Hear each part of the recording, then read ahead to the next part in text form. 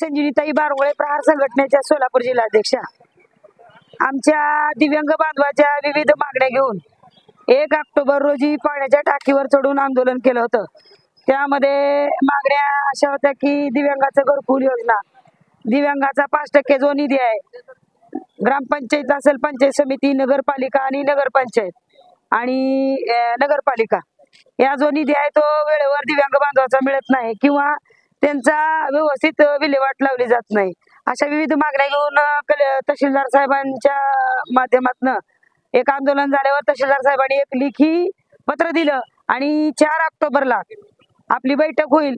त्या अनुषंगाने आज तहसीलदार साहेबांच्या अध्यक्षतेखाली जे बार्शी तालुक्यातील ग्रामसेवक आहेत सगळ्यांना बोलवून घेऊन नगरपालिकेचे शिव असतील, पंचायत समितीचे समाज कल्याण अधिकारी असतील आणि BDO साहेब याच्यामधून दिव्यांगाच्या ज्या विविध मागण्या आहेत त्याच्या संदर्भामध्ये आज मीटिंग घेतली।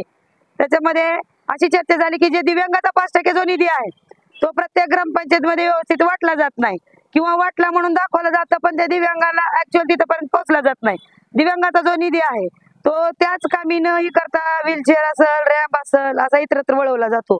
पण शासन निर्णय असा आहे की दिव्यांगाचा निधी इतरत्र न वळवता त्यांच्याच खात्यावर द्यावा, असं आज चर्चा झाली। दिव्यांगाचा जो ग्रामपंचायतचा जो निधी असतो, पंचायत समितीचा जो आहे, जे नगरपालिका आहे त्यांचा जो निधी आहे तात्काळ त्यांच्या खात्यावर द्यावा याच्यावर चर्चा झाली। आणि ज्या ज्या दिव्यांग बांधवाचा निधी ग्रामसेवकांनी वाटप केलेला नाही त्यांनी तात्काळ वाटावा आणि तो जो निधी आहे त्यांच्या दिव्यांगाच्या कामी यावा त्याची काहीतरी तरतूद करावी। जो 5% दिव्यांगासाठी गाळे राखीव असतात तर ते राखीव गाळे असताना दिव्यांगापर्यंत पोहोचत नाही, 200 स्क्वेअर फूट जागा मिळत नाही, त्याच्यावरती चर्चा झाली। तर दिव्यांगाचा जो 5% गाळे असतात त्याच्यामध्ये दिव्यांगाला न देता धडधाकट्या लोकांना दिले जातात, हे आज दिसून आलेलं आहे। त्यामध्ये आणि जरी दिव्यांगाला 5% गाळे द्यायचे असतील तर ते त्याप्रमाणे जनरल लोकांप्रमाणे जी निलावी असती गाळ्याची ती दिव्यांगाला म्हणजे भरणं शक्य नसतं। तर त्याच्यामध्ये अशी काही तरतूद करता येते का की STचा जे 1/4 तिकीट असेल, ज्या काही योजना 1/4 मध्ये दिव्यांगासाठी असतात, तर गाळ्याला सुद्धा जी सर्वसाधारण लोकांबरोबर दिव्यांगाला जशी निलावीमध्ये पैसे दिले जातात ते न देता त्याच्यामध्ये 1/4 रकमेमध्ये दिव्यांगाला गाळे कन्सेशन कसे भेटतील याची तरतूद करावी।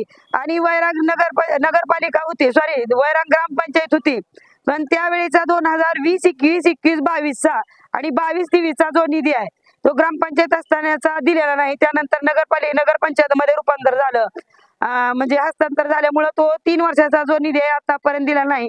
तर वैराग नगरपंचायतचे जे कर्मचारी आहेत त्यांना सक्त ताकीद दिली की जो 2-3 वर्षाचा जो निधी आहे तो किती आहे, कशा पद्धतीने आहे, काय वाटप केला नाही। शिवाय वरचा नगरपंचायत झाल्यानंतर सुद्धा जो अर्ध्या निधी वाटप केलेला आहे तो पण तात्काळ तो निधी वाटप करावा। ग्रामपंचायतीला जे संबंधित जे गाळे आहेत दिव्यांगाला 5% आरक्षित ते गाळे त्या दिव्यांगापर्यंत द्यावे, शिवाय त्यांना कन्सेशन द्यावं। आणि जे ग्रामपंचायतचे ग्रामसेवक आहेत त्यांना पण सांगितलं की दिव्यांगाचा निधी इतरत्र न वळवता दिव्यांग बांधव सशक्त कसा झाला पाहिजे, त्या निधी वेळेवर मिळाल्यावर दिव्यांगाचं कल्याण होईल अशा पद्धतीनं। आणि दुसरा मुद्दा, ज्या काही शासनाच्या योजना दिव्यांगाच्या संलग्न असतील, उदाहरणार्थ शासनाला आपल्या दारी काही दिव्यांगाचा मेडिकल सर्टिफिकेटचा मेळावा असेल, इतर दिव्यांगाची काही जर कामं असतील तर तो निधी दिव्यांगाच्या 5% निधीतूनच ग्रामपंचायत ग्रामसेवकाच्या माध्यमातून खर्चला जात आहे। पण त्याच्यामध्ये आमचं ऑब्जेक्शन होतं आणि कलेक्टर साहेबांना पण आम्ही वारंवार सांगितलं होतं की बाबा हा जो निधी आहे दिव्यांगाचा, कुठलाही शासनाचा दिव्यांगाचा कार्यक्रम असेल तर तो खर्च आमच्या दिव्यांग निधीतनं खर्च करू नये असे पत्रव्यवहार सुद्धा केलेले आहेत। आणि त्यांनी सुद्धा सांगितलं की लेखी पत्रामध्ये की दिव्यांगाचं जर काही कुठलं आंदोलन असेल, म्हणजे शासनाच्या काही स्कीम योजना असतील तर त्याच्यामध्ये दिव्यांग निधीतून खर्च न करता त्यांनी ग्रामपंचायतला खर्च करायला लावलं, परंतु तसं न करता आमच्या निदर्शनात आलं की शासन आपल्या दारी असेल, दिव्यांगाचा काय मेळावा असेल तिथं आमच्या दिव्यांगाला न्याय करण्याचा जो खर्च आहे तो दिव्यांग निधीतून केलेला सुद्धा दिसून आलेला आहे। तर असं न करता आमच्या दिव्यांगाचा एक तर तुटपुंजा निधी असतो, तो निधी तसा न खर्च करता तुमच्या प्रशासनाच्या याच्यातूनच खर्च गोळा करून आमच्या दिव्यांगाच्या योजना आहे। प्रश्न आमचा असा आहे, जर प्रशासनाचा दुसरा कुठला कार्यक्रम घ्यायचा असेल तर तुम्ही प्रत्येक संबंधित अधिकारी, प्रत्येक विभाग आहे तो निधी गोळा करता आणि त्या पद्धतीने त्यांचा खर्च केला जातोय। मग आमच्या दिव्यांग बांधवाची एखादी योजना राबवायची असेल, उदाहरणार्थ मेडिकल सर्टिफिकेट असेल, जर शासन आपल्या दारी असेल किंवा एखादा मेळावा घ्यायचा असेल दिव्यांगाचा, तर त्या दिव्यांगाचा मेळाव्यामध्ये आमच्या दिव्यांगाचाच खर्च का केला जातो? मग आमच्या टायमाला का निधी गोळा केला जात नाही? आमचा निधी हा दर वर्षाला तुमच्याकडे ठेव असल्यासारखा असतो, राखीव असल्यासारखा असतो, म्हणून तुम्हाला उचलायचा आणि हा निधी खर्चायचा हे तुम्हाला चांगलं जमलेलं आहे. पण आमचा विषय तहसीलदार साहेबांना हा मुद्दा पण मांडलाय की आमचा निधी हा तुमच्याकडे वर्षाचा राखीव जरी असला तर आमच्या निधीतून, आमच्याच दिव्यांगाच्या योजना तुम्ही राबवत असेल, आमच्याच निधीतून तुमचे प्रशासन खान जे होत असेल, आमच्याच निधीतून तुम्ही मंडप स्टेज लावत असेल तर हे चुकीचं आहे.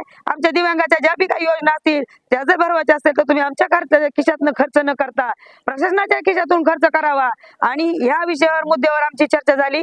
तर शेवटी यातून एक निष्पन्न असं झालं की प्रत्येक ग्रामसेवकांना साहेबांनी आदेशित केलं की ज्या ज्या ग्रामपंचायतीने, जेवढ्या काही बार्शी तालुक्यामध्ये ग्रामपंचायत आहेत त्या ग्रामसेवकांनी किती निधी 2020 ते आतापर्यंत वाटप केलेला आहे, किती लोकांना वाटप केलेलं आहे आणि कशाच्या स्वरूपामध्ये वाटप केलेलं आहे आणि किती लोकांचं मेडिकल सर्टिफिकेट आहे याची नावानिशी यादी माझ्याकडे द्यायला सांगितली आहे, जेणेकरून आपल्या दिव्यांगाला किती लोकांना निधी दिलेला आहे हे पाहणं सोपं होईल.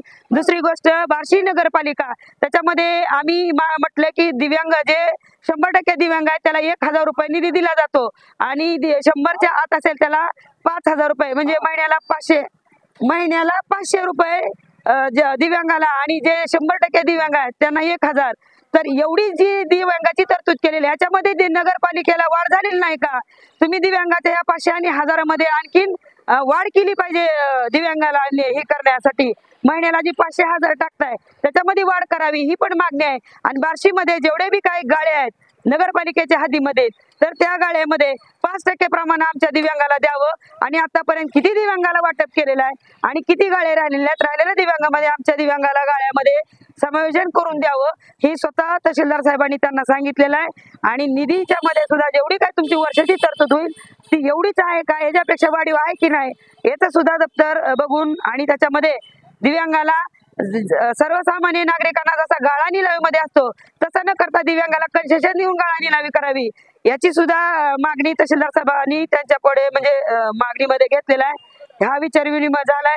त्याच्यामध्ये दिव्यांग बांधवांच्या ज्या काही समस्या आहेत, आता अंत्योदय योजनेचं पण सांगितलंय.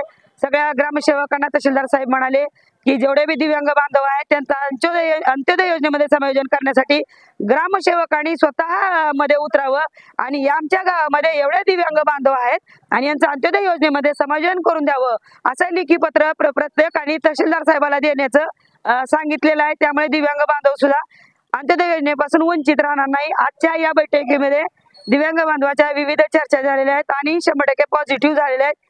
आणि याच्यावर जी माहिती देणार आहेत त्या पद्धतीने तहसीलदार साहेबांनी सांगितल्याप्रमाणे सगळ्यांनी फॉलो करावं असं ग्रामसेवकांनी सुद्धा शब्द दिलेला आहे आजच्या मीटिंग मध्ये.